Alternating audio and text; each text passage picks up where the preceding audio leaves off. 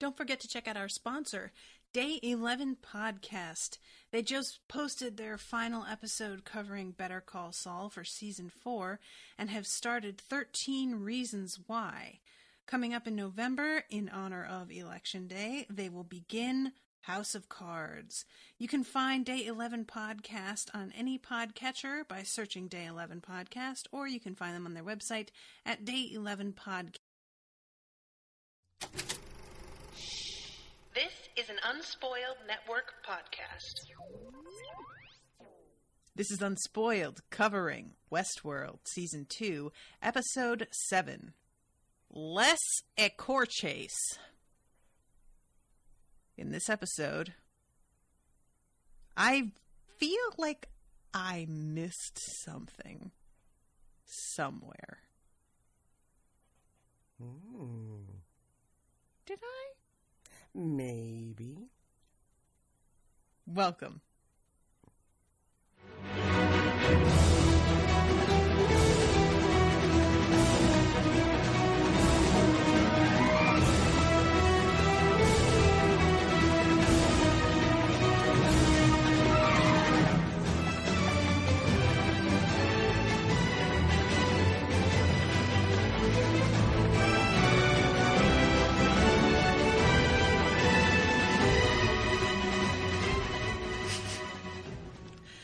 Welcome to the show, everybody. I am Natasha.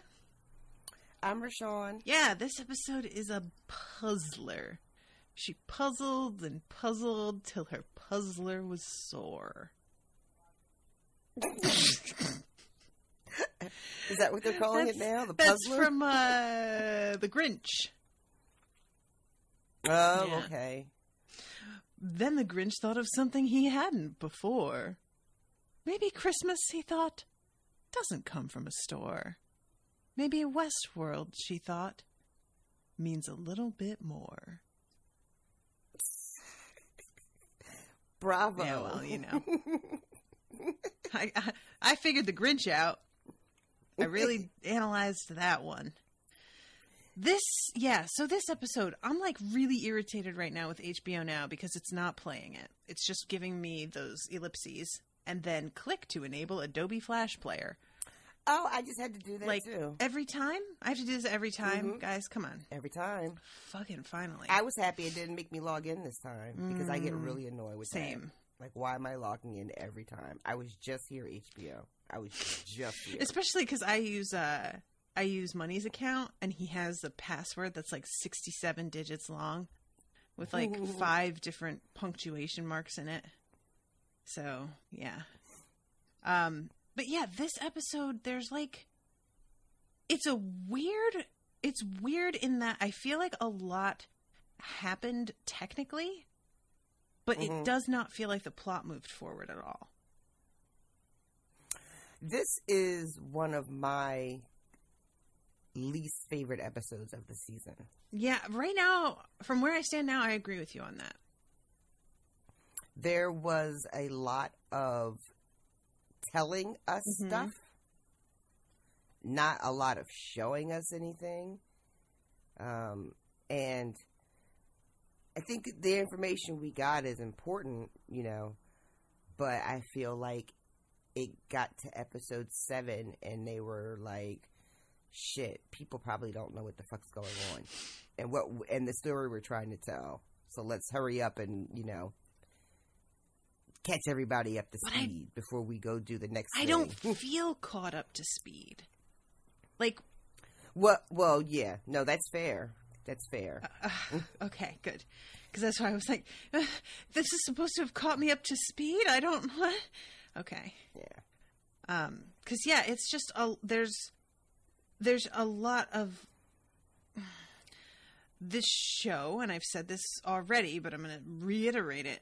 This show has played so much with tricking us and messing with time and messing with like what's real and what's not and all of this that it's kind of reached a point where I can't trust anything.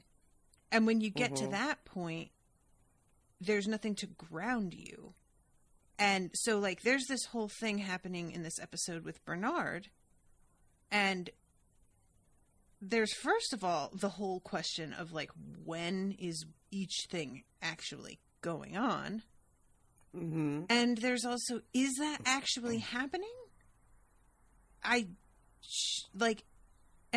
what even does it mean? Because the whole conversation that he has with Ford makes sense for me up until like the last 3 sentences. And then I'm like, wait, what? Wait. And now it feels like basically Ford hijacked Bernard's body. Yes, yes. That's what's going on. Okay. Yes. Well, at least I figured that out. So let's start from the beginning, shall we? Let's do that thing that, because we open up with Bernard like laying on the floor, I guess, holding the picture of his kid and him, and Stubbs is here. So again, I'm like, all right, having to orient myself in time here. This is weeks later, I guess, when everything has started to like sort of allegedly get pulled under control again. Except that it doesn't. But Stubbs is very concerned about the nature of this rescue attempt. And the fact that they clearly had not wanted to engage in rescue until they got some product, an asset. And this makes him feel like if we know about it, because it was so top secret, that means that it's a matter of time before they come at us to get rid of us. Right. Because it's a fucking, they don't just let you walk away from this. It was so secret that, and so valuable that they let untold numbers of people die in order to ensure that it was like locked down. Right. To recover it, make sure it was safe and that they had it. Why in God's name would they let such low-level people just go on about their lives with this information? And Stubbs says, if we can get to Teresa's old office, she's got a satellite communicator, like in her room or something. We could use it to call for help, which I still think it's adorable that Stubbs thinks there's somebody he can call. That was my question, was like, who are you going to call? Not the Ghostbusters. I kind of like, as frustrating as I find Stubbs, and as fair as it is to point, like, to be like, yeah, you didn't really do your job well. He is sort of standing in for the audience in a lot of moments where he's just like, all right, this shit's gotten way too out of control. Like later on when he has his confrontation with Charlotte, for example, and she's trying to like, oh, it's above your pay grade. You know what, bitch?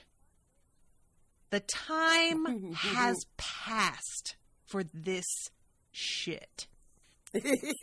I'm done with it. And he's so, like, I don't even doubt for a second that he would have pulled that trigger. Like, he is so over all of this. And her smug ass attitude. I wish that they had cut into her goddamn head. I'll fucking tell you what. She has been, I mean, like, when we met her in the first season, she was a lot, right? But these episodes, does she seem like even, like, does she seem like the same, like, she seems almost more smug? I think so. Yeah, she's reached peak smug. Peak smug. Let's dial the smug up to 11. And, like, when you think back of, like, remember when she met Smallwood for the first time? Can I just say like, how happy I am when the little nicknames really catch on? And he's, like, sidling up to her at the bar. And she's arrogant there, but there's also kind of, like, a playfulness to it. And I understand that this situation is dire right now. But she's just cold as fuck. And, like, I could see that, you know, we all react to shit differently, and that her being even smugger than usual is like a protective measure, almost, you know? So in that sense, like, I sort of sympathize that I do tend to overcompensate when I'm feeling frustrated, or, like, frustrated isn't even the right word.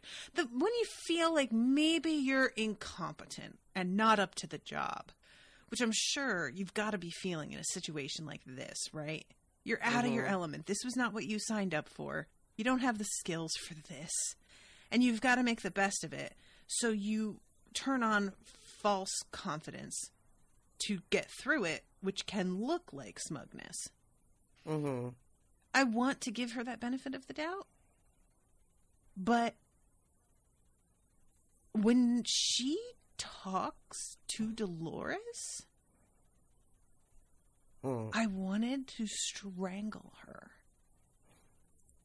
When she's like, "Oh, this is what you and your people have done is remarkable." It's not just what she said. It's the fact that she talked at all. Dolores is in the middle of having a moment with her father, who she has discovered crucified to a table and turned mad by basically a capitalist venture. And like we all are. You know what? You just said a word right there. But she interrupts Dolores' moment with her dad with this fucking bullshit about, we need to celebrate that. You know what? Again, this is not the fucking time. What are you, and the arrogance that it takes for her to step forward and put herself out there like that at that moment, and to do it in the way that she does, which is to talk to Dolores as if she is a fucking experiment, is just so off base and so infuriating to watch.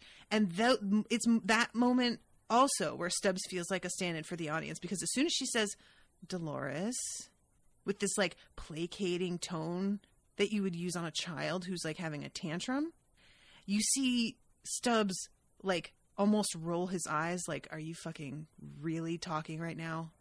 He has this look like, I can't believe this bitch. Which he should, because I can't believe this bitch either. I'm jumping around a lot. I'm sorry, but she irritated the shit out of me many times, but this is the worst so far for sure. Yeah. Yeah, I mean, Dolores had like murderous rage in her eyes, and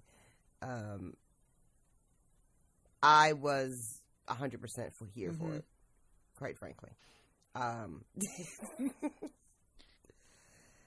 So, but before that happens, sorry, it's my bad. When this episode first aired, I really liked it, and that's something that I was surprised on the rewatch that I didn't care for it and consider it one of my least favorite.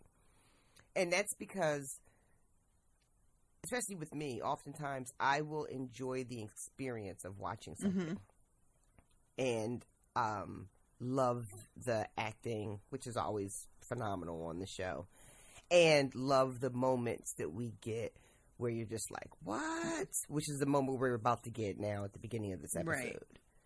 But then on the rewatch, I'm just kind of like, well, yeah, you know, performances were great. That was a cool moment. But what about the story, though? Like, where are we with that? Yeah. And on the rewatch, I really ran into a problem with that. Just like, oh, this episode really wasn't,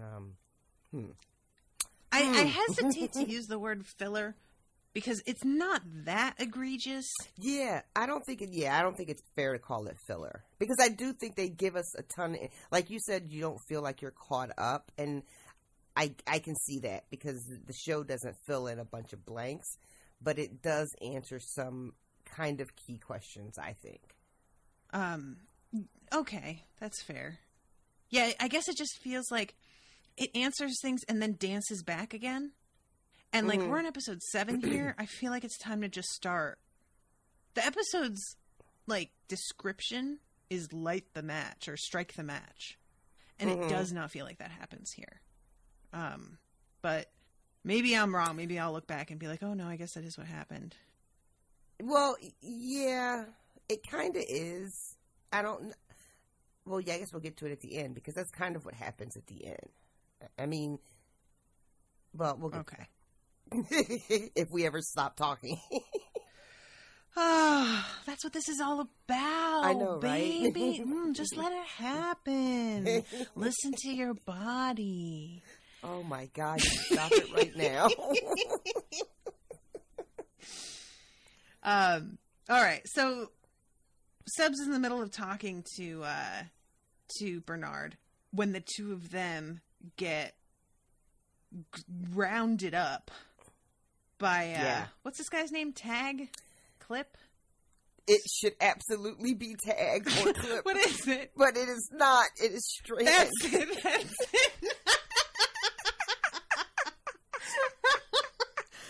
Oh my God. Or Clip. I don't even feel like I was that far off with those either. Well, those are kinds of things, you know. You clip a strand of hair. Yep, you sure do. A tag could be hanging off the back of your jacket or something off your clothes. A strand of, yeah, all right. Tag or Clip.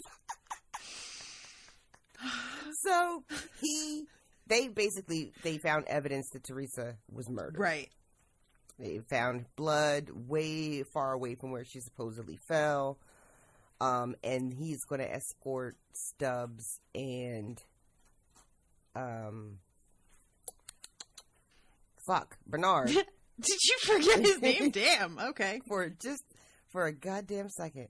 Back to where it happened, which we all know is that little house. Yeah, this house looks so spooky when they come up on it too. Like, it's the kind of house that could look really welcoming with from the outside in the right circumstance, but in this moment looks like a cursed mansion, which it kind of is. And this is this is one of the moments that I started to get frustrated. Like, I really understand why they did it this way. Don't get me wrong. But it's a very slow, ponderous reveal that Bernard is a host for everybody. And it takes so long. They have like a false start where they're like in the middle of interrogating the two of them, putting a gun to the back of Stubbs' head. I think you did it. Him cutting in and being like, wait, don't. Do you have something to say to us, Bernard? And him being like right on the verge of saying something, and then they get interrupted. Yeah. And it's all just leads to the place anyway, you know?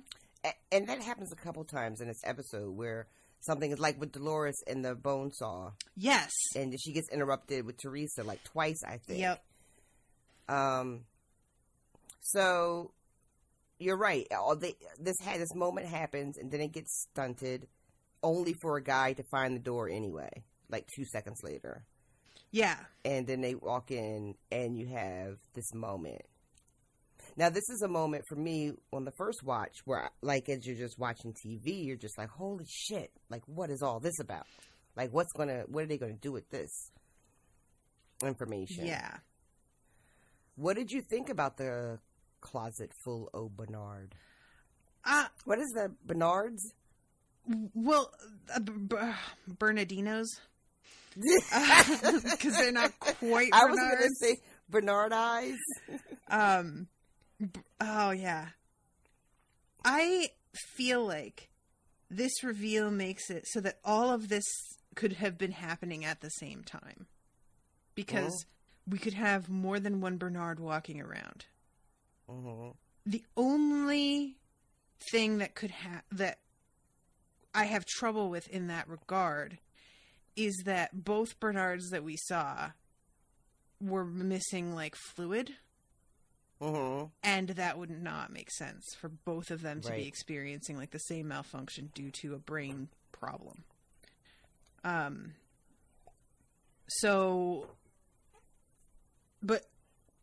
But as this episode progressed and we see him with Elsie, and we see this still going on with them, I really did start to lose track of what could be happening when, because it felt like they were watching the train on the thing hit, and we see Elsie experience the hit at the same time that they're watching it, and the timing of when they're watching it, they already have Bernard with them. Right. So that's all, like, I don't know how, like, that feels like it has to be happening at the same time. By the same token, though, Elsie, I don't see her run into anybody else, and there's a lot of people around by now that have, like, come for the rescue. And I don't know how they can be there at the same time as everyone and never run into anyone until later on. Like, Bernard runs into a guy all alone.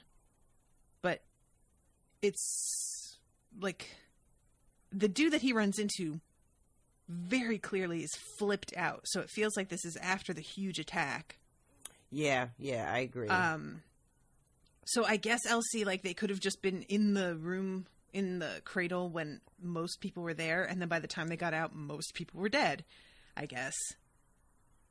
So yeah, I'm just a little, like, the main thing is the both of them having the same injury, or at least very similar injuries.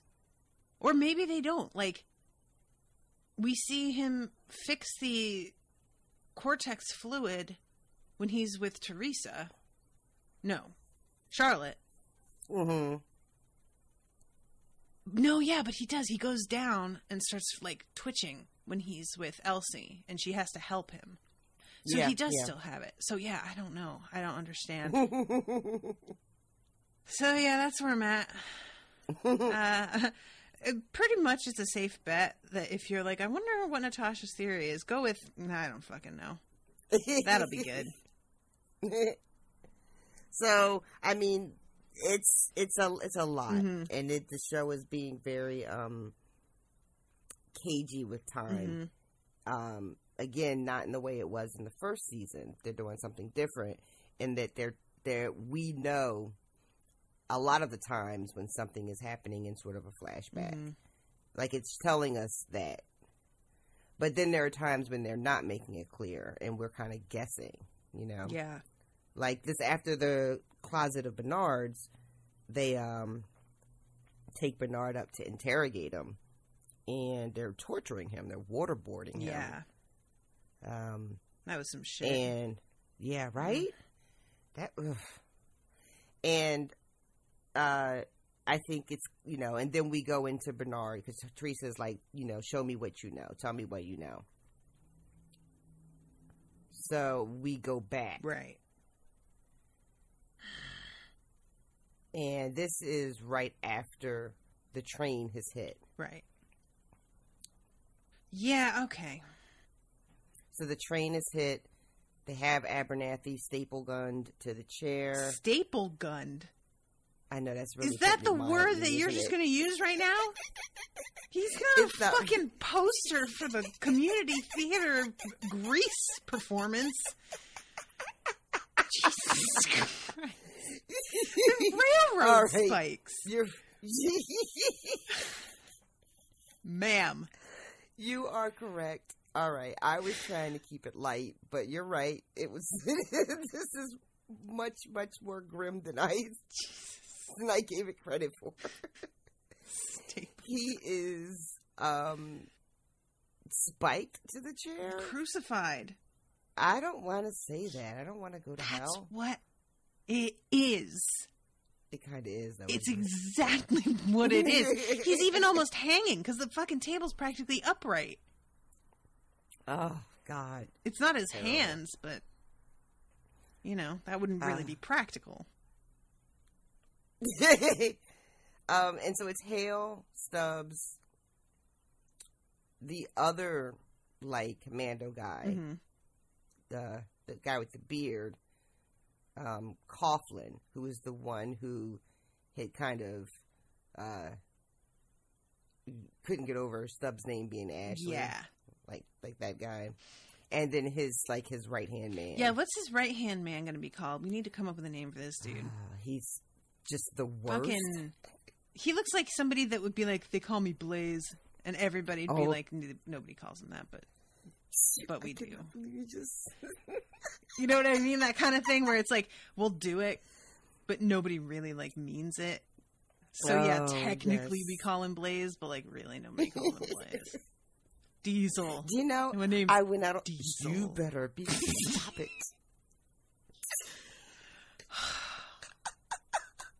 Just saying. You know, I went out on a date with a guy named Blaze. Was it really? Or was that his nickniame? Had no, he been I think named it really Blaze? Was his name. Was his last name Zabini, and was he a Slytherin? I think it was spelled like Blaise. That's how Blaze Zabini's is spelled. Girl, you went on a date with a fucking Slytherin. You're right. This happened. That's so funny. This is before the books came out, though. Oh, well. So maybe it was the inspiration. That's got to be it. Clearly. Logic's flawless. It was, it's the only time I ever went out with a guy that was in a wheelchair.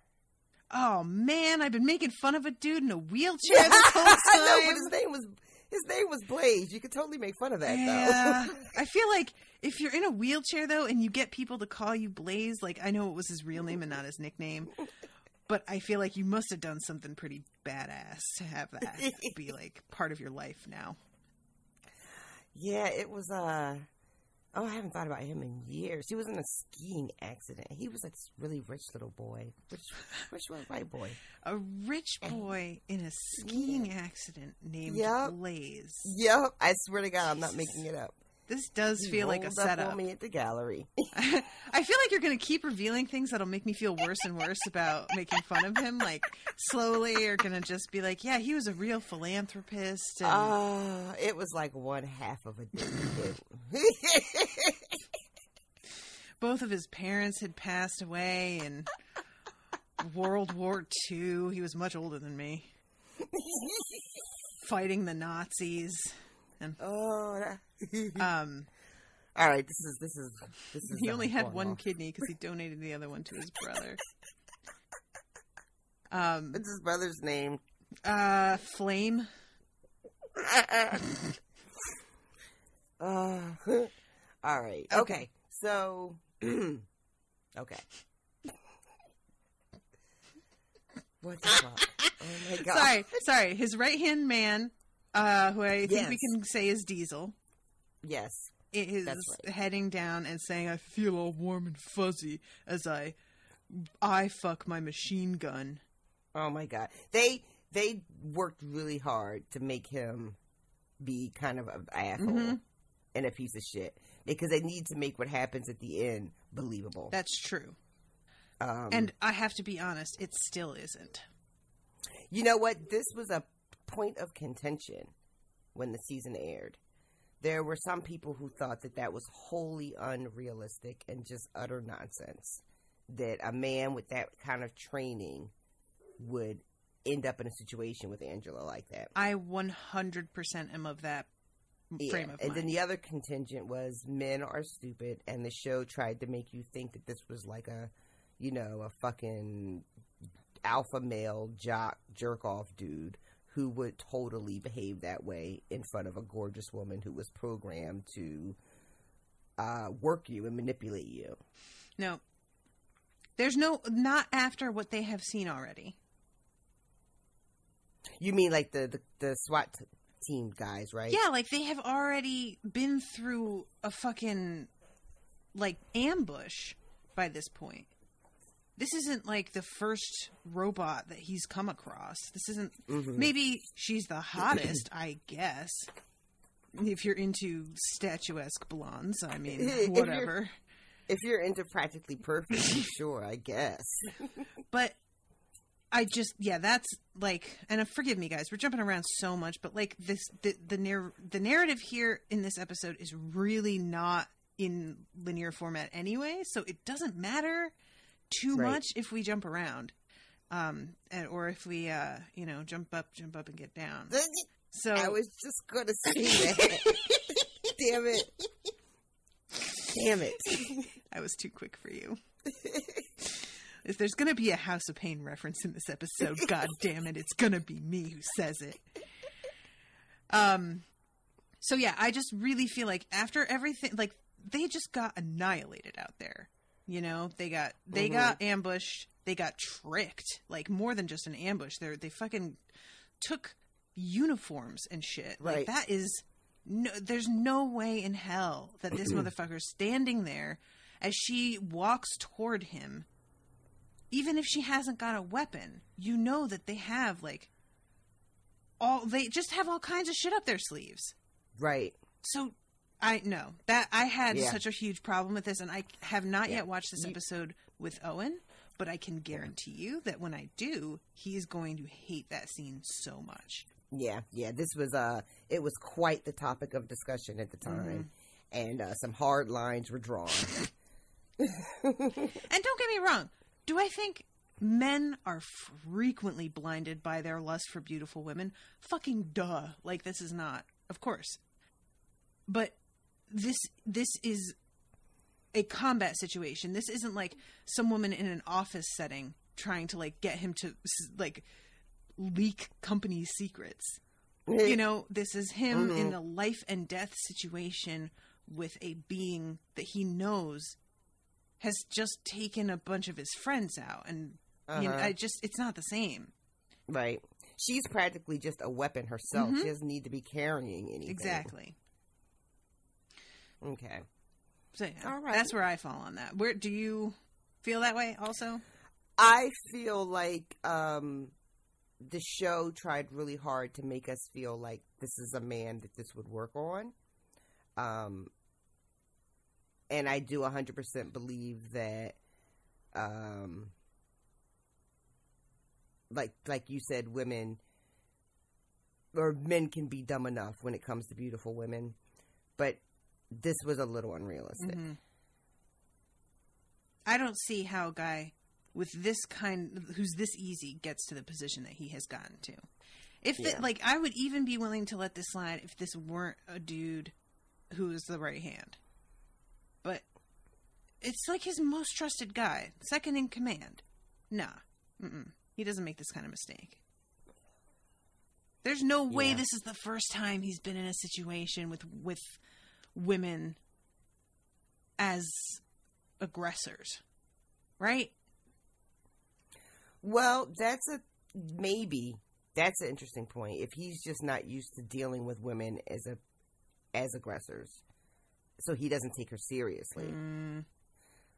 That might be the best kind of wiggle room for that scene. I mean, I think they're trying to set that up by him being like, why don't you put that gun down, sweetheart? You know, like the way that he's talking to her. I think they're trying to do that, but yeah, I just still don't really. Nah, man. Come on. I don't have the kind of training that he has. And I know that I'm a woman and it's different because we're just trained to be afraid of men most of the time anyway. But no matter how good looking a dude is as he's walking up to me, after everything, there is no fucking way I'm standing still and just letting him come up to me. Like, I'm not a soldier. I'm not a fucking, he's not even a soldier. He's like a black ops, like, what do you call it? Like special forces kind of, you know, SEAL team, whatever, you know, like a super high level, well-trained, I don't know, mercenary. Thank you. That's the fucking word. I kept thinking militia. No, that's not it. I was thinking militia too. So yeah.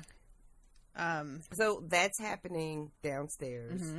Not the part we're talking about with Angela, but just them getting ambushed, finding the pile of bodies. Yeah. It cuts to that pile of bodies thing fucked me up a little bit. Once I realized what was going on, like right. That I because it's very disorienting initially. You know, you see them laying there and they're not. This isn't like one of the areas where they were like fixing people, so it's not like, you know, this like one of those the rooms where they wash the bodies off where you're used to it. And the way that like they're arranged, the whole thing looks like some weird Dada-esque painting. You know what I mean? something that's real surreal and like creepy. They're like those melted clocks, a little bit. You know the clocks? Who was that, Dolly? Yeah. But people. They're clocks, but people, says Natasha, professional art critic. What's that weird? Who's the painter that makes those crazy? Hermione is. Oh, Hieronymus Bosch? Something Bosch, because that's what actually Smallwood mentioned. Remember, he's like, it'll make it look like he was doodling kittens. Oh, that's right. Yeah. That's right. I can't remember the name, though. It's like Hieronymus. Hieronymus? Oh, God. I'm sorry, guys. This is like, there are hundreds of people yelling at their fucking podcasts right now. You know who we mean. It's fine. All right. So, yeah, they get jumped and then fucking going back to Charlotte and her trying to tell Stubbs to mind his own business. Mm-hmm. To which I'm like... she tells the tech to just get the data out of Abernathy, and when he tells her that it's so much, it's going to take too long, she's just like, well, then fucking cut it out. Yep. Just cut the whole thing out. Yep. And then I think we go to Elsie and Bernard in the cradle. Is this where they hear an explosion, or is that later? I think the explosion happened last episode. I can't remember. I'm pretty sure. Hold on, I'm All right, no, she's just listening to all the stuff on the radio. Right. With just like the attacks are happening, people are screaming, men are down. Plow down all the hosts before they reach the cradle. Which, you know, like, I'm saying, because we were saying last episode that the train was heading in to destroy the cradle, and we hear this big boom, but they're standing in the cradle, so apparently that shit did not work.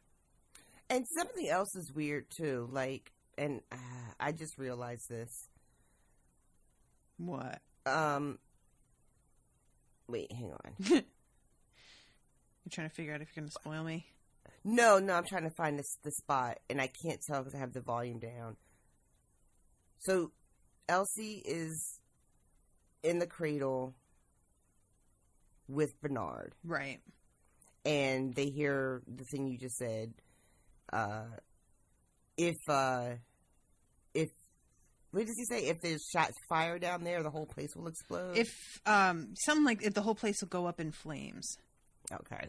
Which, like, that's a weird way to design your building. All right. Well, okay, so you said, so the train goes in last episode. Right. But remember, what we're watching right now is a flashback.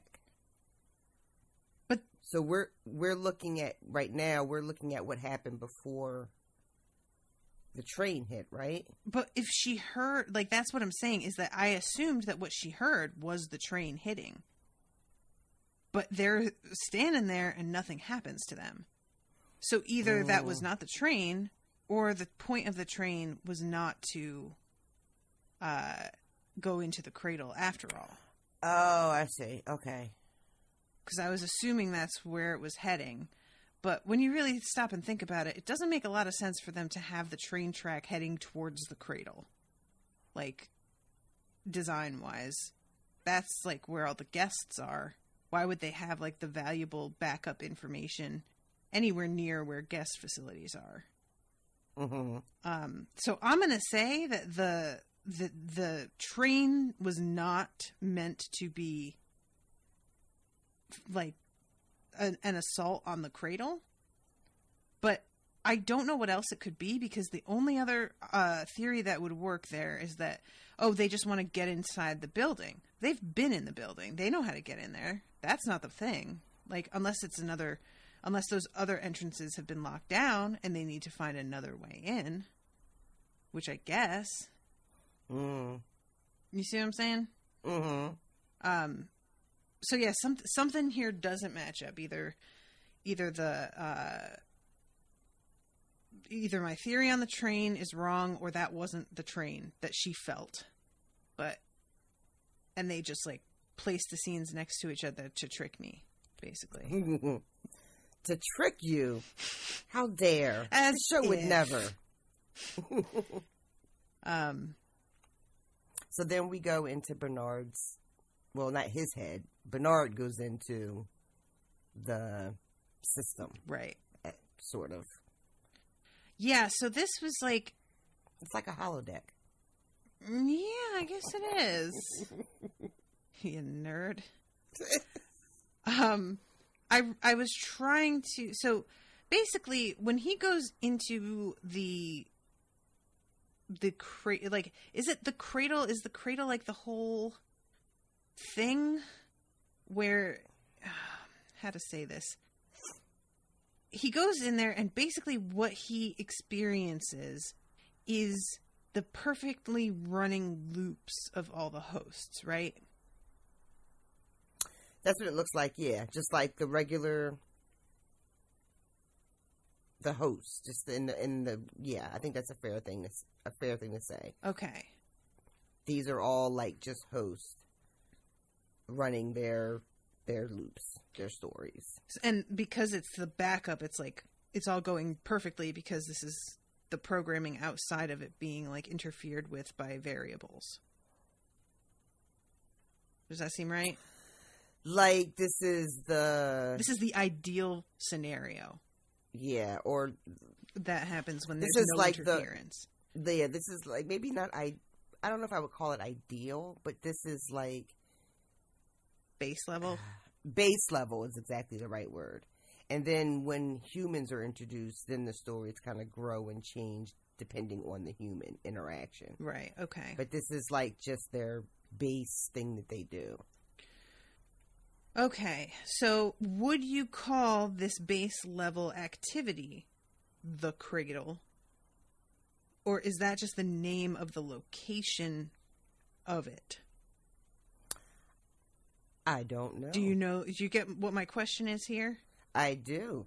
Because I'm like having trouble figuring out how to verbalize what is happening here. Because he's in that, and it doesn't seem like his presence is necessarily altering anything because he's also a host, but he's definitely not, I don't think, following like the loop that he was sent to, that is because he's not part of this this simulation program. Yeah. Yeah. So he is a variable now. Right. But the other variable, I guess, would be that Ford is also in here. Yeah. And that was part of my next question. Yeah. And we see that Ford still manages to have a certain amount of control because he does the whole thing where he freezes everybody. Mm-hmm. So he is able to, I don't have the proper vocabulary for it because I don't know anything about computers, but he's able to control the code. Send commands. Yeah. From where he is and how he exists in this code. So he's able to have Bernard's come and exist in this place as code and communicate with him and still have everything else seemingly just run how it normally runs. Okay. What do you so this is what I mean when I say like we got some answers. Because Bernard is just basically like, you're doing all this. Right. And he says, well, kinda. I set everybody free, but I'm not necessarily the one that's, air quote, doing anything. Yeah, he's just like, I just know how everybody's going to react. I know what they're going to do. Mm-hmm. So I'm just like putting things in place for them to have their very predictable reactions. Right. And this is also where Bernard gets the full story on what is happening with the secret project, and which is we kind of already knew. Right. But it's not just that humans want to live forever. Humans want to kind of become the host. Right. Which is the opposite of what I guess people were kind of thinking, which is not that the hosts are going to become human. It's actually the other way around. Right. And turns out that it's just the whole thing with James Delos, like putting human consciousness into Host, is just never going to work. And Ford couldn't get it to work for him either. But he's able to exist in this place. Right. Yeah, okay, so here again, like, the last time, we know that Bernard is a Host. Very slow, halting reveal of that information, which we are already aware of. We know that they're decoding the guests. And yet again, another very halting, like, reveal of that information, which we already know. Mm-hmm. This is, like, these are the moments that I started to just be like, guys, it really feels like you're treading water with this a little bit. Mm-hmm. And as far as Ford being in the system, I'm pretty sure I said that was happening, like, from fucking episode 1. Like, this is not a surprise. Right. Well, yeah, we knew that he existed somehow because we've run into him. Right. We've seen him interact with the Man in Black. I mean, beyond that even, though. Like, there's more than just the, because those you could say are just like, pre-programmed moments in the game. But I had felt like there was more than just like little moments that Ford put in. Well, when do you mean, like, remember there were moments where, like, Elsie was trying to hack something and she was saying, like, it felt like the code was fighting back, right? Mm-hmm. So you mean like moments like that? Yeah, I guess so. Yeah. I'm trying to think when I even like said that, what caused me to think that. Is there anything else going on that you think Ford might be responsible for?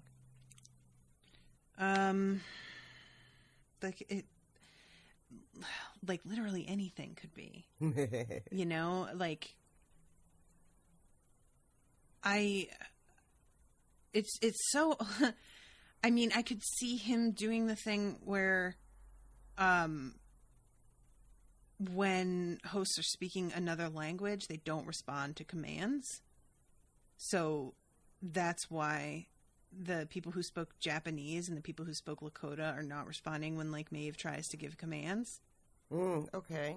But she is able to command mentally. And I guess he could have upgraded her. I'm not entirely sure what the deal is with Maeve. I'm getting a little hung up on something that doesn't make sense for me to get hung up on because it wasn't really a plot point in the show. It was a moment that appeared on the screen, but that doesn't mean the same thing. Remember how at the end of last season we were talking about how she like broke the cycle and decided to not like follow her loop, even the loop that he had given her? Mm-hmm. She is supposed to make it out, and she doesn't. She doesn't leave because she's like wanting to go search for her daughter. I can't decide if that's actually anything. Oh. If that's something that really matters, or because it's not something that we were necessarily meant to see. We paused and looked. You know what I mean? So I'm not sure how much credence I'm supposed to give that, I guess. Like, how committed are they to the narrative of... how committed are they to sticking with whatever they had written down on that friggin' like pad in a throwaway moment? Oh, okay. So maybe we shouldn't be putting as much stock into that. That's my question. Well, if we don't, then that really changes what we think of where Maeve was in that moment. Mm-hmm. Because then the implications of that would be that it wasn't necessarily a choice she made, and she is still following a loop of some kind. Right. Yeah, that's exactly it. That's part of what's like kind of messing me up with my perception of her, is that I can't decide if she's really, really broken out, or if he's just kind of doing with her what it seems like he's doing with Bernard, which is using her as a tool to do something else. And that would be a bummer. I was just going to say that would be a huge bummer. Yeah. So, thanks for coming to my TED Talk, everybody. So, one thing that Ford and Bernard do talk about is this Valley Beyond. Mm-hmm. And Bernard wants to know, what do you have planned, Ford? What is your end game? What's your story? And, of course, Ford says something very cryptic. Fucking cryptic. Along the lines of, isn't it more fun for you to find out yourself? Not really. To which I say, no, sir, not when you could just fucking tell me right now. Isn't that the fun of a story? Yeah, and you know what else is the fun of a story? That you're sitting in a fucking armchair with a cup of tea reading it and not actually in mortal peril. That's also the fun of a story. This is not that, guy. And Bernard accuses Ford of making Dolores kill him. Right. And Ford denies that. Says, basically, I put the gun in her hand, but I didn't compel her to do it. Mm-hmm. I just knew that she would. Mm-hmm. Mm-hmm. This man, he's just so into semantics. Like, honestly, I'm sort of feeling like we gave him so much of a pet because it seemed like, he was on the right side after all, and now I'm like, I don't think he was necessarily at all. I think that he just really, like, you never understand his true objectives, so you can't blame him for anything. He does give a wonderful moment of shade towards humanity, though. In this little interaction with him. Yeah. Because the most murderous beast ever known wants immortality or something along those lines. Yeah, the most murderous species ever to, like, darken the face of planet Earth. Yeah. He is not impressed. He really does seem to swing back and forth. Like, in that moment, he definitely sounds like he's more pro-host than anti-human. Mm-hmm. But at the first season, we spent so much time thinking of him as the antagonist to Arnold. Right. Arnold was pro-host, and so that meant Ford had to be the opposite. So I still find when I'm looking at him and his character, I'm always like, but really? Where are you in this, sir? Yeah, right? I think that's part of what it is too, with my, like, having difficulty making any theories about anything, is just not, I don't know what people's real objectives and agendas are at all. And so it's, like, really restricts me from, like, being able to theorize what direction anything is going to go in, because I'm really not sure if that's actually what he wants. Like, what is he looking for here? Why is he doing what he's doing to Bernard? Well, he says to Bernard at one point they talk about getting out. Mm-hmm. And Bernard says that it's not possible. Right. And Ford seems to think it is. Yeah, Ford's like, isn't it? And again, he doesn't say it is. He does not say that, RoShawn. No, but he just says, isn't it? What are you, hosting Unspoiled Podcast? What kind of answer is that?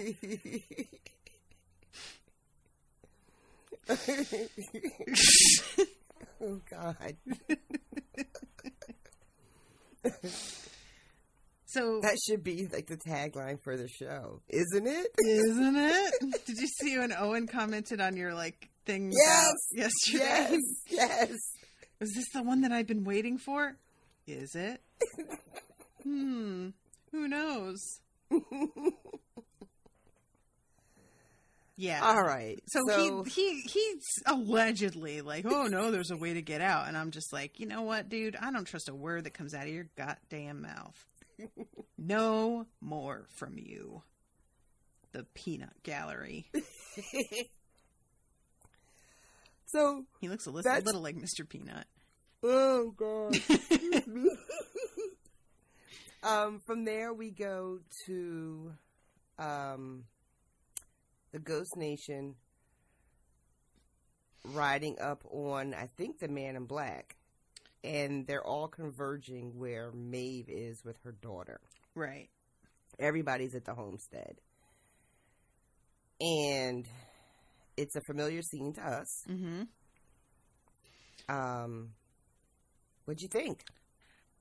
Again, like, I really like where it ended up, but I don't feel like we need to see the opening for this all again.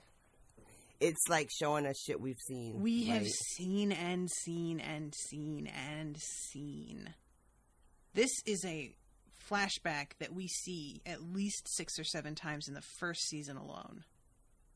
Right? Mm-hmm.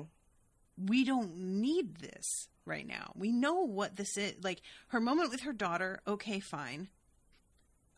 I feel like they could have shortened this and tightened this up a lot to get to where they went. And it, like I said, it winds up somewhere very satisfying in the end, but it just feels like it takes so long to get there. And it's like, I don't know if the point is that we're supposed to feel like, oh, the inevitability of a scene that we've seen already, and that they're also experiencing something that they know they've experienced a million times, and they can see into their own memories that they've experienced it a million times, and that makes it all the more like fucked up.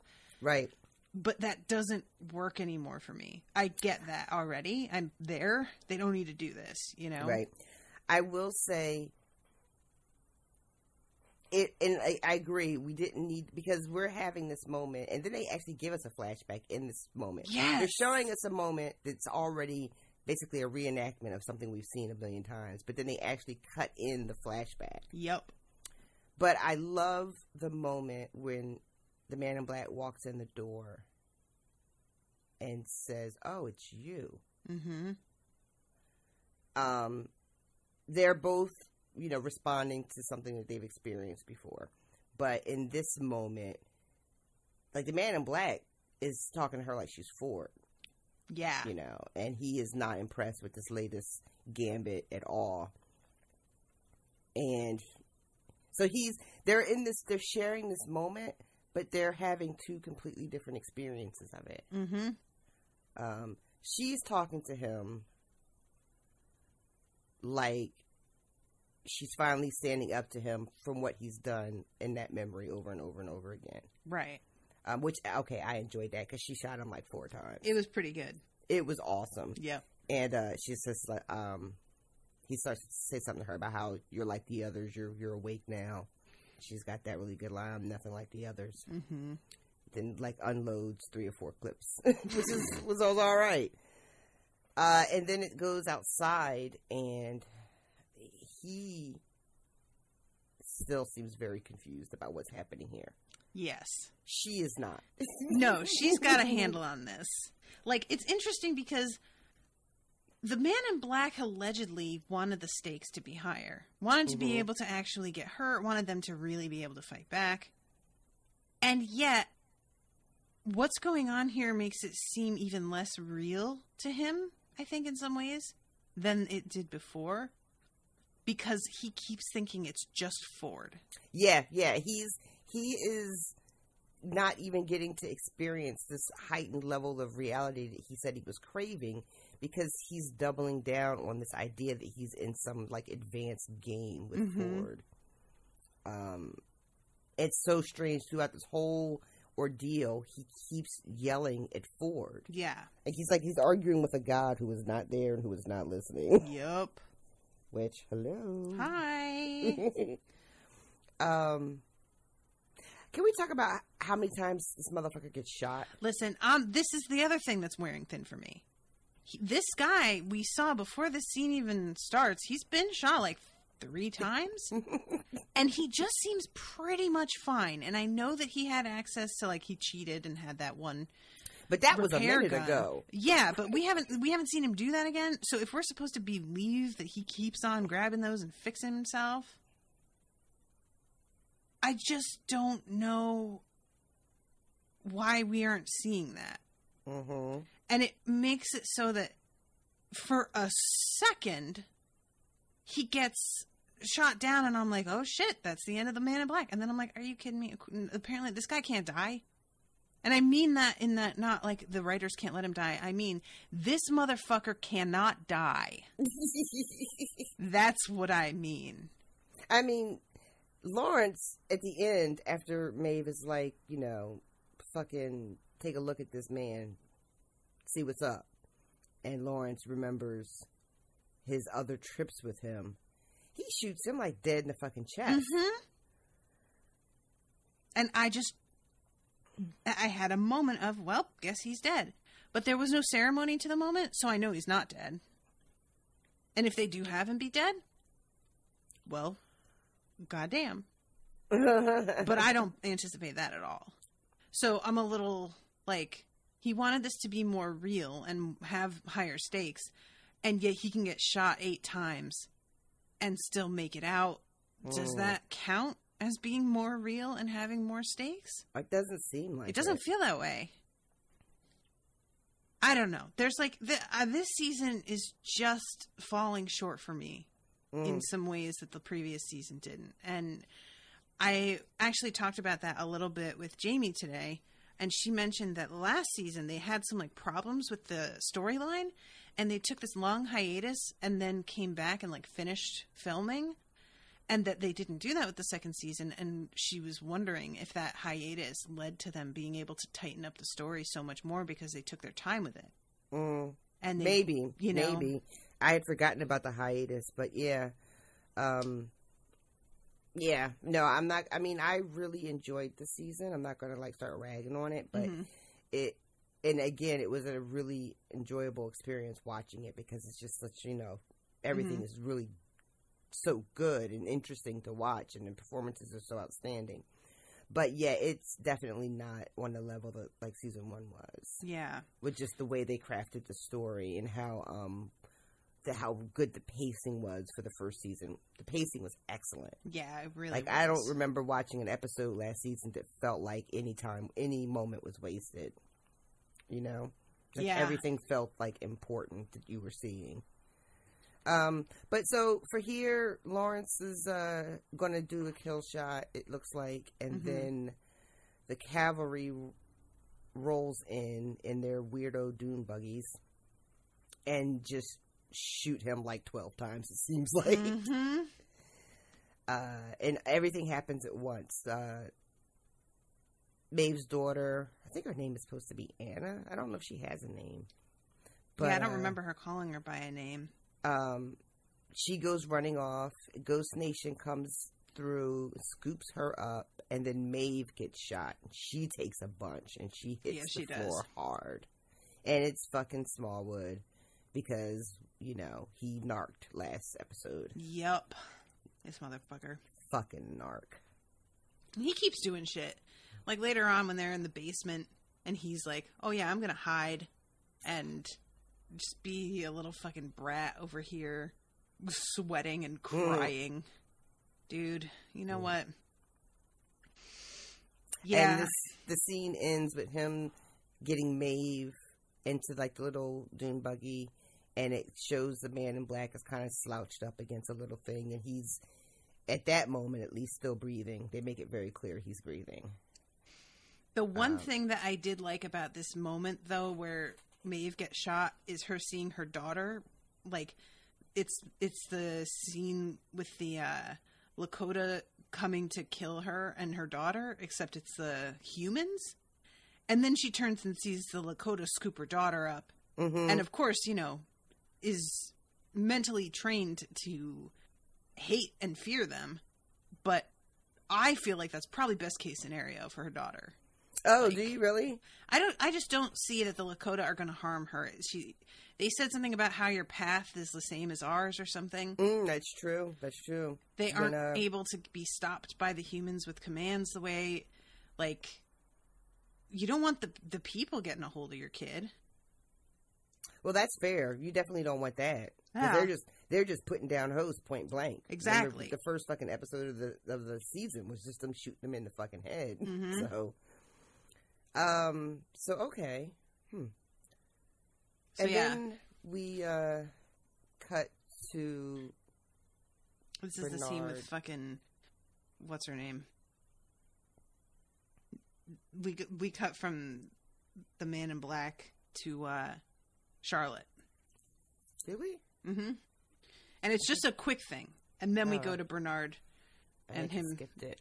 Yeah, being led up to this like fortress, which I guess is this the childhood home? Oh no, this is the home that he built for his family. That is correct. Which, like, can we just talk about how awful this place is? It's like very cold and utilitarian, right? It looks like a fucking like abandoned office that was built in like the 80s that looked real modern for about 3 months and then became a really depressed, like, it's some place that sells something like erasers. You know, a box factory. Yeah, you know, like something really dull. I don't know. The whole place just, don't care for the vibe. Yeah. So this is where they built Bernard. Right. This is where all the testing was done, and we find out that this is where Bernard and Dolores spent so much of their time. Right. Just trying to get him up to, I almost said Arnold Parr. What? Arnold Parr. Get him up to the par of being Arnold. What? I repeat myself. What? But then I thought it made me think about Arnold Palmer. That's when you started to say it. That's what I thought you were going to say, and I was like, I'm sorry. Is it? Are you trying to say half human, half host? Is a bit of each? There you go. He is kind of like an Arnold Palmer. He's an Arnold Barner because of the Bernard Arnold Burner.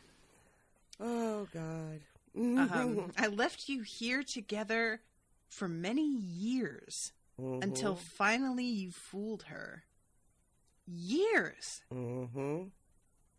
So basically, he has succeeded in recreating Arnold, where the rest of the experiment has failed in recreating a person. Well, yeah, that's what Bernard says, but Ford says, no, that's not actually true. Oh, yeah, that's right, huh? You know, he says, you're actually different. You're not. You're even better. Yeah. Hence him not questioning if he had the agency to make the decision as Arnold versus Bernard being like, I don't know if that's up to me. Yep. Yeah. And this is where Ford is telling, after he tells him that, you know, you're better than humans, and that's going to be your downfall. You don't have what you need to fight them, to beat them, to win. So I'm going to have to take it from you. And then there's a really creepy shot of him putting his hand out like he's physically going to take something. Yeah, and I don't know what this means because, like, if the whole point was to help the hosts be better, be best. Be best. If that's the whole point, then taking it from them, what does that accomplish in the grand scheme? I thought the whole point was to make a better species, but then if you're taking that goodness and nobility. Right. It's like he's decided, right, that it's more important to win this particular battle. Yeah. To fight a larger war at some point, you know. What does he say when they have that weird scene? It's a little bit later in the episode where it's like Bernard is in the map room. I don't remember. I think we're going to be getting it there in a second. All right. So before there, Bernard comes back online after the weird shot with Ford kind of grabbing. And they show us in the map room, the techs and the SWAT people. Everything comes back online. They're able to see what's going on. And that's when he's like, what the fuck is that? And then it cuts to Dolores and her people storming in. Yep. And this is when she rolls up on Charlotte and Stubbs. Fucking Charlotte. And her dad. Stubbs. I know that he's like nothing, and yet I just really like him. Yeah. He's tired. He's not with this nonsense anymore. He's had enough. He would like to go home, please. And I'm putting in for a raise.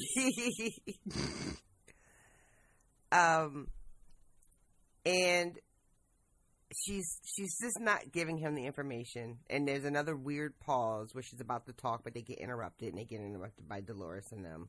Mm-hmm. Because this whole episode has been moments that keep getting, interrupted. Interrupted.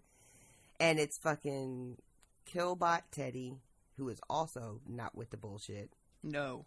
Although, I'm going to need them to give me a good reason why he doesn't shoot Stubbs. Because they shoot literally everybody. They sure do. And Stubbs punches him, and he still doesn't shoot him. Yo, when he punches him, and Teddy just, like, straightens back up and looks at him like, you done? Listen, how hot is Teddy now? I just don't. I don't like Teddy's face. I don't like Teddy's attitude. I haven't liked him in either incarnation. And I think maybe I just don't like this guy. And maybe that's what it is.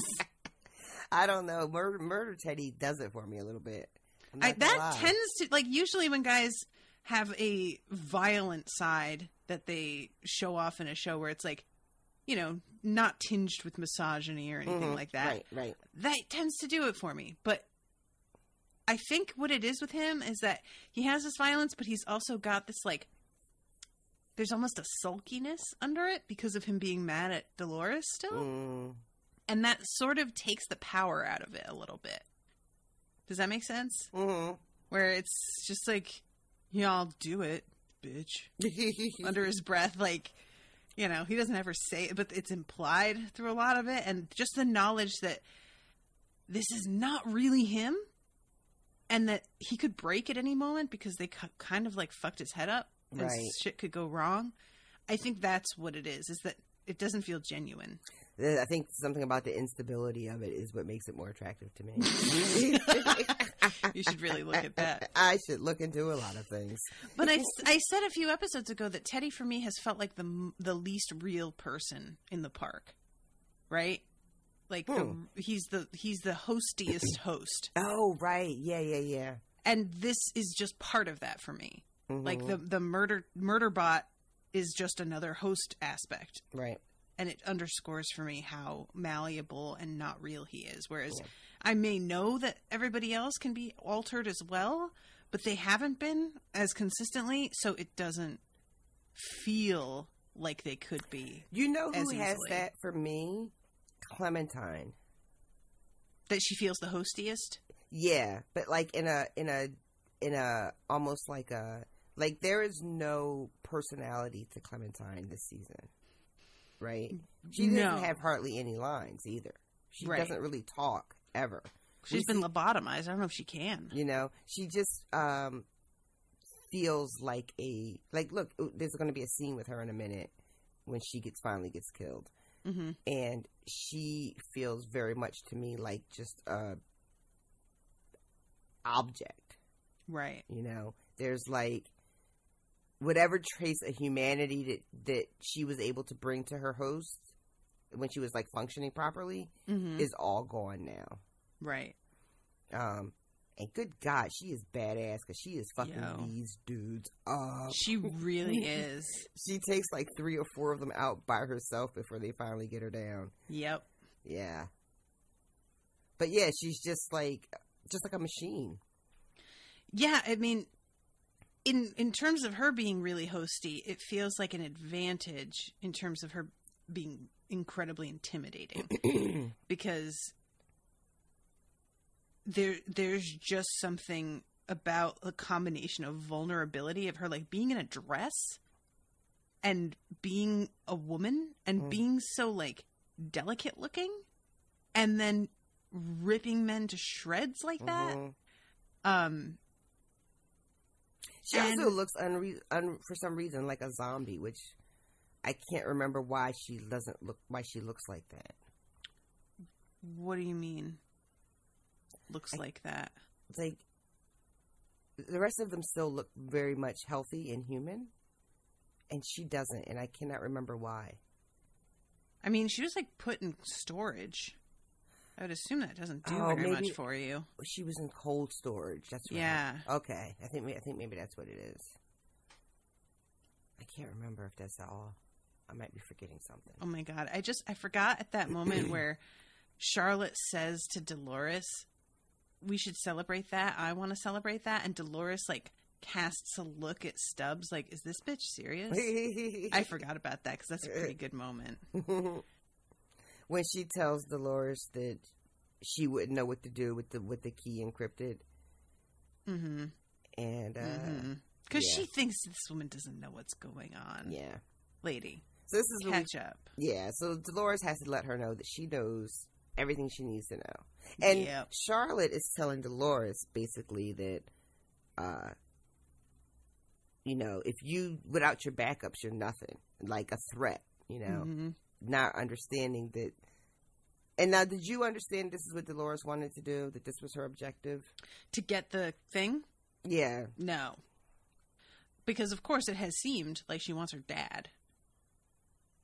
But it turns out, like, as much attachment as she has to her father, the key is really the thing. Mm-hmm. So the attachment doesn't seem to be as strong between the two of them as it did between Maeve and her daughter. And when she has that moment with Maeve afterwards, and she's like, the feelings you have for your kin are just or just a lie, basically. Yep. Yeah, it's messed up. Dolores is really just going off the rails. Yeah. Like, part of me admires her and wants to be on her side, and a big part of me is like, you know what, lady? I think I'm going to have to pass. And Dolores tells Charlotte too that she's the backups, that they have no value to her. Mm-hmm. And she says something like, why would I let that happen? Right.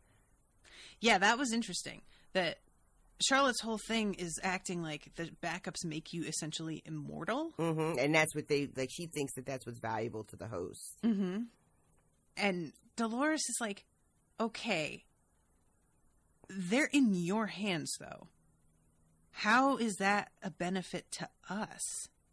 You can just strip us of everything that we have learned and reprogram us to our original selves to keep us here. Mm-hmm. That's not an advantage for us. She calls it the chains. Yeah. And it's really like, obviously, Charlotte hasn't thought of it that way at all. Of course not. Of course not. Because she's trying. Really, I want to say like, oh, she doesn't get it, but you know what it is that she's just underestimating Dolores' understanding of everything. Yes. So she's like doing base level. Oh well, they just want and because she doesn't get what Dolores is even really after, because she doesn't think Dolores knows as much as she does. Mm-hmm. Okay. Does that make sense? It does. And then it goes to... Then we go to Elsie and Bernard. Oh, right. And this is a moment that got me real annoyed. Why? So he stops and is like staring, and it turns out that he can see Ford like in the reflection. Mm-hmm. It's like he's there with him. He's got a lashio. Yeah, a little bit, yeah. And he's like, send her on her way, Bernard. We have other business to attend to. We can't deal with all of her questions right now. And Bernard tells Elsie, we need transportation. We need a vehicle. Ford's narrative, it ends in a hidden facility, the place the hosts call the Valley Beyond. We have to get there. The only hope for anyone here is that we get to this valley first, before the humans, before Dolores. So so she says we're going to need more firepower. So that's what she's going, okay. I missed that one little line where she says we're going to need more firepower, because I thought she was going to go get the car or whatever. Oh. And that he was like, okay, I'll meet you there. And I'm like, why would they not go together? So he's allegedly going to get transport while she goes and gets more firepower. But evidently this is all just to like shuck her. Mm-hmm. And he's going to go off and do whatever the fuck he's going to go off and do. As he is wont to do. You know. Because Bernard is always going off somewhere to do something. I'm saying like that whatever he wants to do, but it's whatever Ford wants to do, to be honest. And we get some shots of like the absolute war zone that it is out there. Mm-hmm. And Clementine looking, as you said, rad as hell. This is a good like Halloween costume. It is. Like this white bloody dress, cowboy boots, circles under your eyes, ratty hair, and a machine gun. I hope somebody does that. That's pretty good. That's easy too. Mm-hmm. Just get a toy machine gun. Just make sure no cops see you. But her death scene, like, she really went down like a champ. So I feel satisfied with that, because I love Clementine so much. Like, I really started to care about her a lot, and I needed her to have a good death, you know? So this is when we get the fucking scene in the cradle. Yeah, so we kind of talked about this already. Yeah. It's a thing that happened. Yeah. Long story short, she pulls the pin and blows it up. Yeah. All the lights blink. Dolores says, now we're truly free. So, surprise, bitch. Didn't see that coming, did you, Charlotte? She's standing there like, wait, what? And what happened? Oh, yeah, this is when she starts coming at Charlotte with the head saw. Yeah. And that is a really great moment. It's nice to see Charlotte terrified out of her mind, to be honest. Yeah, she's it's like it got real. It got really real. Yeah. And she starts begging. Dolores is like, you know what? That shit doesn't work. Trust me, I know. Yeah. And then That's they get interrupted by gunfire, and she stops to send Teddy out to investigate. And she starts up again. Mm-hmm. And then I think some people come in. Something happens. I'm like trying to jump ahead to see what exactly. And Ashley and Charlotte are able to make a run for it. Right. Because, Abernathy starts remembering, you know, he gets like sort of a moment of clarity. Mm-hmm. And starts to talk to Dolores. So she gets distracted by that. Yeah. And then, oh, there's the banging on the door in the map room.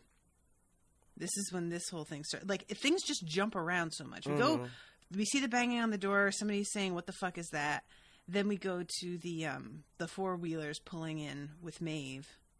And I'm trying to see when the map room comes back, because Ford's saying, when the Great Library burned, the first 10,000 years of stories were reduced to ash. Mm-hmm. But those stories never really perished. They became a new story. And he's just leaning casually against the wall as the, like, flickers of light from gunfire play over his face. Yeah. So this was a weird scene, and I wasn't 100... Because there's all this carnage happening, and it looks like Bernard is just standing there watching it. Right. But that can't possibly be right. Because no one's reacting to him. Right. But there is a moment where he's talking to Ford, and he says, if I shut down the park, basically, Dolores will be able to kill all of them. Wait, when does he say this? When he and Ford are leaning over the map room, and Bernard bends down, to, maybe I jumped too far ahead. Because, this fight in the map room goes on for, like, a while. It does. Like, it's all in slow motion. Bernard is kind of, like, standing there, you know, and it's happening, like, around him and above him. But didn't we see the map room at another point and there was, like, a buffalo in there? Mm-hmm. Yep, in one of the earliest episodes. So that's been cleaned up by now, I guess? Probably? I think we're just getting to when that stuff is happening. Oh, okay. And like in the time, you know, the way the story is being told, we're just now getting to that. I'm not remembering who it was that walked in when we saw that. Was it Bernard with anybody? Like, I can't remember now. Well. You. But yeah, I told you shit that you forgot. You're a better person than I am. Oh, yeah, here it is. She'll murder them all. The passage from one world to the next requires bold steps, Bernard. Mm-hmm. And then Bernard does it. Mm-hmm. So it's like he doesn't, like, he realizes what's happening. And he says it like, well, if we do that, she'll do this terrible thing. But he goes ahead and does it anyway because, you know, yeah, it's forward driving, sort of. So he shuts it down and then punches the, like, control panel. Mm-hmm. Which I gotta say doesn't seem like it would be effective. Like, that's not where the brain of the computer lives. It's in the screen. More of a statement. Yeah, I guess so. Oh, yeah, I think I saw a flash of, like, the bison or buffalo or whatever it is in the background. I really expected that to be more of a moment, though. Maybe that wasn't what it was. But yeah, here's Dolores coming up on Maeve and looking at her kind of in shock. Maeve, like, they've left her alone for so long that I really feel like she should be dead. You know? Like, well, the injuries that she sustained are all in her chest. Like, I feel like this needs to be taken care of pronto, or she is, by rights, should be dead. Like Host's version of dead. Yeah. Right. And if they got rid of the backups, they're dead. That's true. And I mean, they not only did they get rid of the backups, but they got rid of, like, all the techs are dead. So it's not like they have. They even killed the one dude that was, like, helping them bring people back. Mm-hmm. So they've really got nobody around to do this kind of, like, the only person that really could do the computer maintenance stuff was Maeve herself, because she altered her own mind. That's true. So if she's gone, then I mean, I don't know. I mean, depending on if Elsie were to run into her and feel like she wanted to help, I guess she could do it. Yeah, that's true. And Dolores, like, we see that she helped create Bernard, so I don't know what she knows about using those. But it doesn't seem like she's putting any of that knowledge to use in the episodes we've watched so far. So I'm going to say that she doesn't. I mean, like, she could have just taken the tablet and killed the tech, but they kept the tech, to your point, and he traveled with them, So she has this moment with Maeve, and she offers to put Maeve out of her misery because she says if they get you, they're going to use your gifts and use them against us. Yeah. Thoughts? I mean, I think she's right, in theory. What do you think that would look like, if anything? Like, Maeve can control with her mind now. She could just, force all of the hosts to kill each other. We haven't seen her do that with the Lakota. It is kind of interesting that she doesn't try that with them, considering, but she is in such a, like, blind panic because of it being, like, a nightmare. That's true.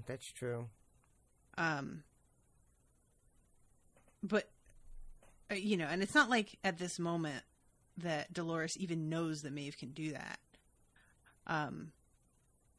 But fucking Smallwood knows. Yeah. That's a really still interesting out here running point. Around. Because Dolores says that thing about using your gifts, Mm-hmm. But you're right. As far as we know, Dolores has no idea that Maeve can do that. Yeah. Yeah. Yeah, she says they'll take all that's good and powerful in you and turn it against us. Yeah. So if she doesn't know that specific thing, then what is she talking about? Maybe she's just having some flowery language. I feel like I feel like she has to be aware of the fact that Maeve is like more woke than anybody else. Mm-hmm. Like other than Dolores herself. Right. There has to be some sort of like assessment that she can make to detect that. Well, they had this moment here too where they talk about choosing your own path, and they had that when they ran into each other earlier in the season when they were just kind of passing through. So they both are aware that the other one is in some state of wokeness, you know? And then Maeve throws a shot too about Teddy. Would that be a fucking great book title? Some state of wokeness. Oh, I like it. Jot that down. Somebody, that'll be $700,000, and just credit me. Put my name on the cover. That's all I ask. Sorry, go ahead. I interrupted you. I can't remember what I was saying. Oh, I'm sorry. I ruined a RoShawn thought. But it's neither here nor there. So Smallwood was hiding for this whole interaction because he's a giant. What? What's a non-gendered word? He is a small wood. There you go. And we see Bernard following a Ford who is not really there, and this is when he runs into the guys in the hallway. This motherfucker. Oh my god, there's two of them, but he only winds up really dealing with, like, one of them is the one that keeps talking to him, right? Ford says, pick up the dead man's gun.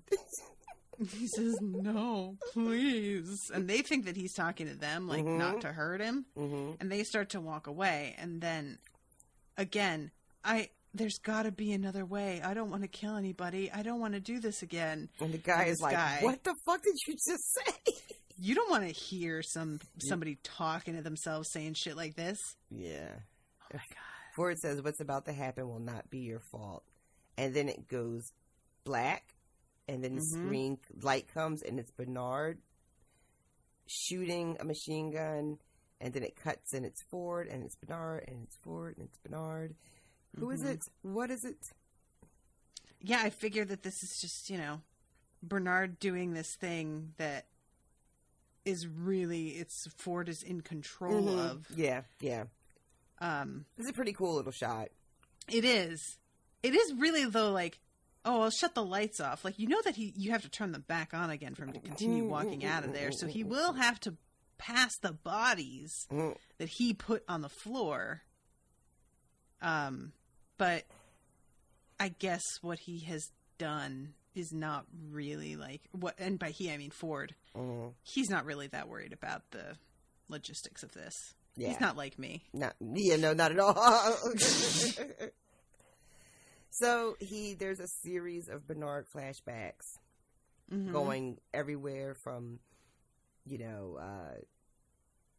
just all these different scenes we've seen him with his son, him with Dolores, him questioning Dolores about what she thinks of herself, her questioning him about what he thinks about the nature of his reality, and then it kind of, it's him kind of waking back up, and we're back to the beginning of the episode where it's Charlotte kind of interrogating him. Right. So we can assume, because of the way the guy says it, it's like his system is trying to debug itself, that this is the Bernard that already went to the cradle. So, and they're looking for Abernathy's control unit. So apparently Abernathy is out of here already. Like, did Dolores take him? Is that what happened? I don't even remember what went down. Let's see. In time, where would this be? I'm looking outside and there are not bodies everywhere. So either they have Bernard in another, like, cleaner area, or that shit hasn't happened yet. But I feel like it has. And the debugging is Ford. Okay. I'm not going to say anything. I'm trying to, like, you know, I know that you had said something last time about the clothes being a giveaway, but I don't feel like I'm seeing that this time. It's not a lot like that this time. I'll say that. So this episode starts with Bernard and Ashley on the floor. Right. And I want to say... And I guess if Strand... Like, we don't know what happened with Strand in that whole siege as well? Yeah. We don't see... In any of the flashbacks that we just saw with Bernard, we didn't see Strand, I don't think, in any of those. I'm wondering if, like, the system debugging itself is a result of there being two Bernards. Oh. You know what I mean? Like, maybe this is going on while there's another Bernard who's in the cradle right now. And they're two totally different deals. Because, like, my instinct, because of how everything seems laid out, is that this is the Bernard after the cradle. But the way that the place looks does not make that seem true. Yeah, this looks very much like this is before the cradle. It's before shit has gone to shit. That was not a great sentence. Things seem much calmer and in control here. Mm-hmm. This moment, too, where he's, like, crying, like there are tears, but he's just talking, is so heartbreaking, though. You know, yeah. He tells them, he's like, and this is where the control unit is. And I feel like that's got to be a honeypot. Like, there's no way that he just tells them that shit. But that, again, me thinking it's a honeypot is me going with, well, then Ford's in his head. Which I don't really think has happened yet. Right. I'm trying to think now. Or he went into the cradle, and by the time he left, shit hadn't completely popped off the way that we think. That the timing of when the shit hits the fan in relationship to when he leaves the cradle is actually much longer, but because of the way it's cut together, it seems like they're happening at the same time. Okay. But that would mean that Elsie's running around when things are still somewhat organized. And I don't see that. They would notice. They would be like, oh, you were on vacation. She'd probably go to some of these people for help because she doesn't know what their reactions. She hasn't seen everything that's going on, basically. They've been pretty safe and contained throughout this whole team up and have not been, like, pursued by angry hosts with machine guns. Mm-hmm. So I'm not sure that she understands, like, the extent of this war. Yeah, we haven't seen her. She hasn't been engaged in any of that. Yeah. I mean, she saw it a little bit when they were walking through and they looked downstairs. Mm-hmm. But she hasn't been confronted with any of it. So I would see her going to these folks for help, and he's trying to get to the valley beyond, but that's also where Strand says he wants to go. Yes. So he's told them the location of this backup, which is the place that he allegedly wanted to go with Elsie anyway. Mm-hmm. So, like, literally whatever.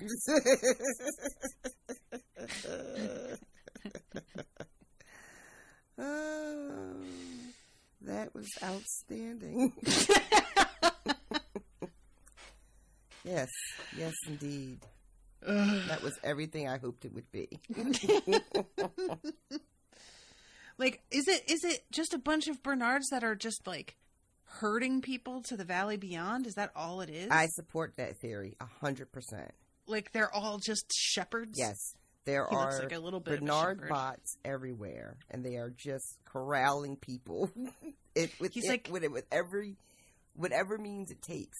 just getting people there. That's all he has to do. That's his cornerstone. I'm wondering about, like, other versions of him. Is there only two? Because I really feel like we got shown a bunch. I want to believe that being shown a bunch of Bernard bots means something more than just like, oh, we wanted to reveal in this really dramatic way that he's a host. Because most hosts, we don't have copies hanging around. That's not really a thing. We repair the one that we have. Right? Mm-hmm. So there being a bunch of copies, like, either these are all previous models that didn't work out, had some malfunctions, needed 4 doors instead of 2 doors, or they are working exact replicas of the one that we have now. Oh, okay. Which I don't know. We don't really get a good enough look at them to know whether or not. You know what I mean? I will ask you a question that I've asked you before.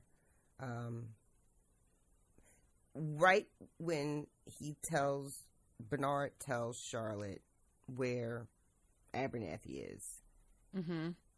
there's he has a flashback of Bernard sticking one of those little pearl things in his pocket. Right. Mm-hmm. Any thoughts on who that belongs to? I'm going back and looking at this for a second. His system is under siege, like he's trying to debug his own head. And this is when he's crying, and she has no pity for him and just goes analysis, and he sits up. And this is the part that, like, kills me. It's just him staring but still crying. Mm-hmm. Abernathy's control unit, you remember where it is, don't you? So we see him pick it up, and we see it put him in his pocket. And the way it's cut, I believe we're supposed to be like, that's the control unit. I have to think that's not it. I have to think that the control unit is a mulligan. Is that the word? I don't think so. Isn't a mulligan when you, like, put your cards back? Yeah, like you mess up in golf. What's the name of the thing that you're after that doesn't really matter in a epic tale? All I can think is red herring. That's not right. That's a different thing. No. But you know what I'm talking about, right? No. Come on. It's like in Pulp Fiction, where you open the suitcase and there's a light and everybody's dazzled, but you never know what it is because it does not matter what's in that briefcase. Right. I know what you're talking about. I don't know what it's called. Somebody is going to message me about this. I can feel it in my podcast bones. So yeah, but whatever that word is, let's go with Bernadette.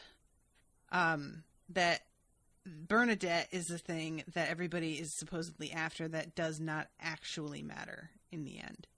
And whatever he took that got cut into the scene to look as if that's the control unit, I feel like is not. What is it? Stay tuned. I just don't, like, honestly, it's such a weird little ball. It could be anything. It could be a bomb. It could be the cradle condensed into a super ball. Mm-hmm. It could be Bernard's own brain.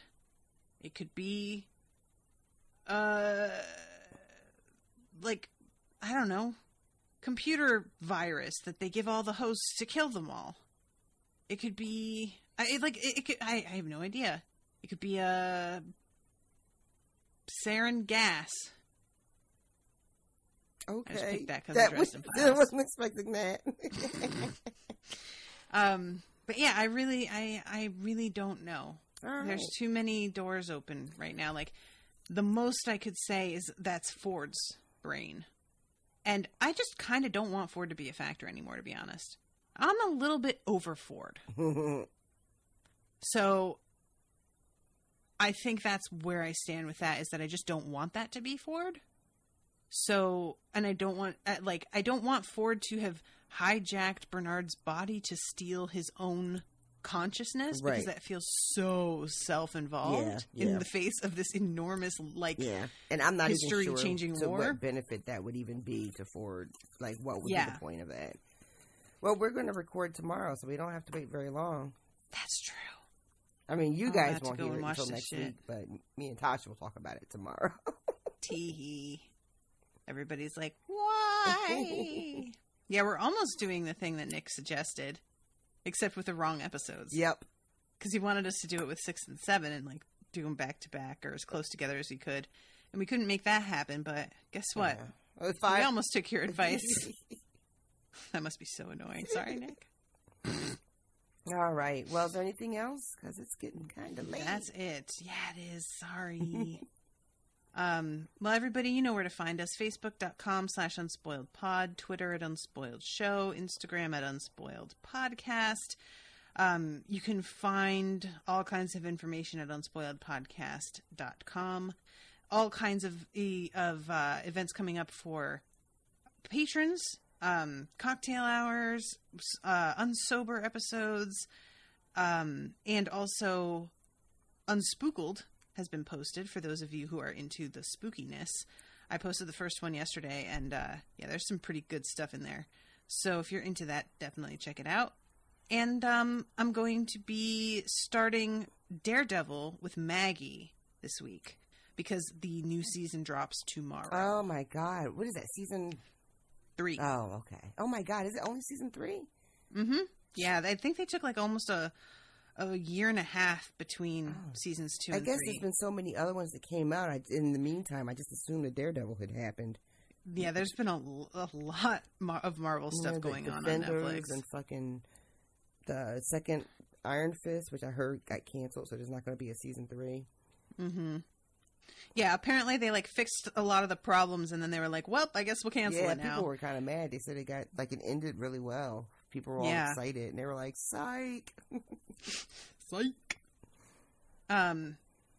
So yeah, this I really just have no idea what to expect with Daredevil, and the whole Marvel's stuff on Netflix has not been great for the most part.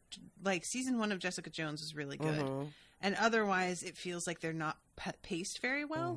So we're going to be covering Daredevil differently this time. Instead of episode by episode, which is what we did before for season 2, we're going to be doing it in 3 episodes at a clip per good. podcast. That's good. Yeah. So I think that'll be better because you can really bypass a lot of the pacing problems by covering it like that. Yeah.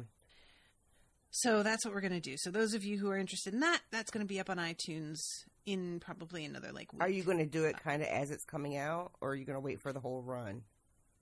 Oh wait, it's it all drops at once. Yeah, yeah. That's right. Never mind.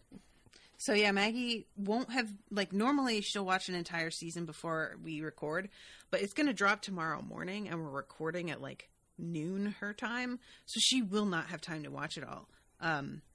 But she'll try to get as far ahead of me as she can. So at least for the first episode, she won't have time to watch it all. By the time we watch the second one, she'll be completely caught up. So, and then after that, we're going to start Discworld. I intended to start Discworld first because I didn't realize Daredevil was coming out again so soon. But the timing for doing Daredevil was just too perfect since I wasn't in the middle of anything with Maggie already. And I don't want that hanging over my head while I do Discworld because that's a long-ass series. Yeah, that's a big commitment. That's another long one. And, maybe we won't do them all, but I probably will do them all. I'm just saying. Yeah. That seems like you. What else am I doing? Honestly, whatever. Fine. All right, everybody. Well, if you want to become a patron, please go to patreon.com/unspoiled. Make sure to check out our wonderful sponsor, who I mentioned earlier, Nick Leo, for Day 11 podcast, which I plugged at the beginning of this episode. And we'll see you next week with episode 8. Toodaloo, motherfuckers. Bye, guys.